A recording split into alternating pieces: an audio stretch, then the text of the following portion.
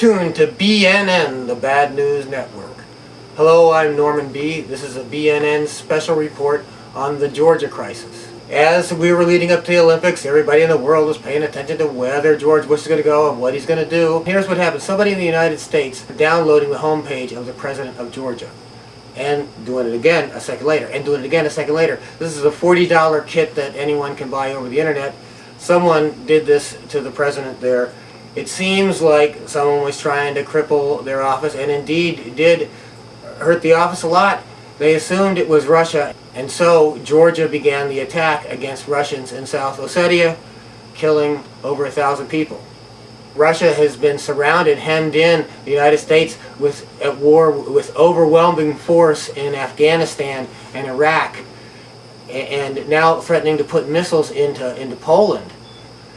Worst of all, what they've done in Georgia. I've got to give you the historical background so that you'll understand what happened in Georgia. We often hear propaganda mentioning the death of communism or the death of socialism, but an idea cannot die.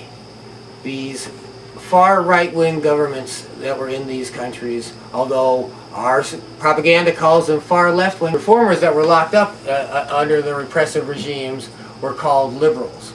They were left-wing reformers. And so it was in Georgia. The reformer Gamsakhurdia was locked up. He was a political prisoner under the Soviet regime. The United States encouraged Georgia to seek its freedom from Russia, to seek its independence from the Soviet Union, and to form a new country.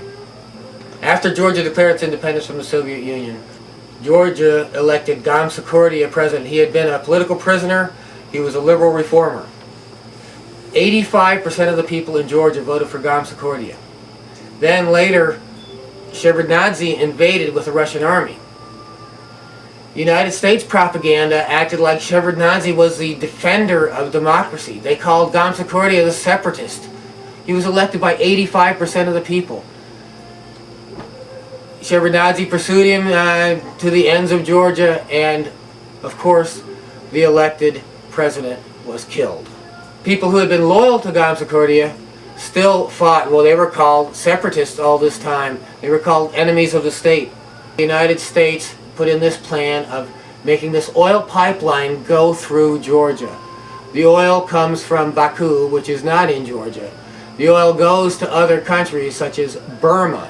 But a lot of oil companies make money off of this exchange, and these oil companies pay for the campaigns of politicians in the United States.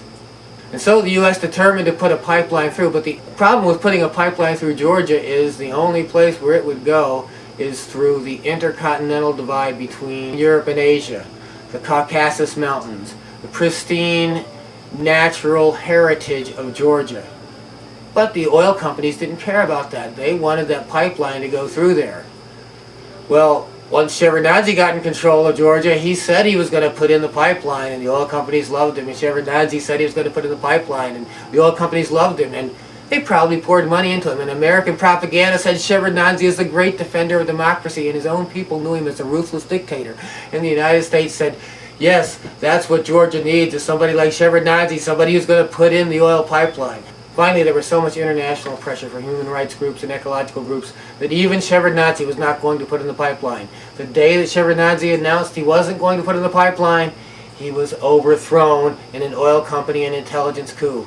Now, was Russia expected to stand for this? Do you know that one of the main reasons for World War II was the oil in Georgia? Hitler invaded Russia to try to get to Georgia's oil. But once Shevardnadze was overthrown, the pipeline was quickly put in, the ecological heritage of Georgia was quickly trashed, destroyed.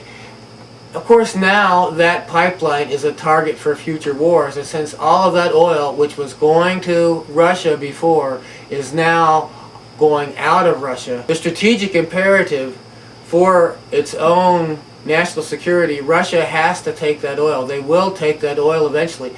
And the United States to say, well, I'm drawing a line here, and Russia steps over it. Oh, well, you're stepping over it? Well, then I'm going to draw another line here, and then Russia steps over it. It just makes the United States look stupid and weak.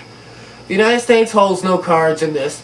Threatening Russia is wrong. The United States has been wrong in this Georgia affair all along. They didn't support the democratic government of Georgia. They've only supported this coup-installed government that's there only for the oil interests of people in other countries. You know, the day that that oil started going to Burma, they started killing those monks.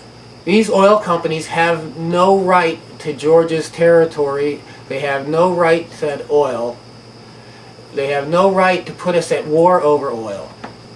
George Bush and Osama bin Laden, Vladimir Putin, and Ahmadinejad, Dick Cheney, they're all pleased in their monetary holdings.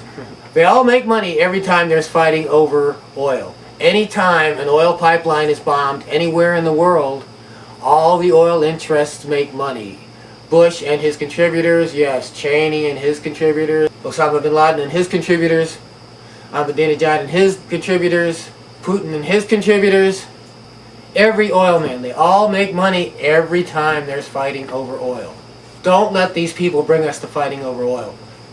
And this oil puppet who's in charge of Georgia, he's interfered in the United States election. After Barack Obama announced that he was considering several people for his running mate, including Joe Biden, the president of Georgia called Joe Biden to Georgia in front of the whole world.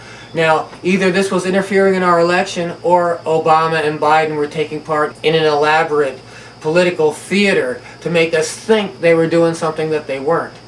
In either case, this was improper. Biden should not have gone to Georgia during that time. It was very irresponsible, and it was done just for political purposes. It allowed a foreign government to interfere in a United States election, and this should never be taken lightly.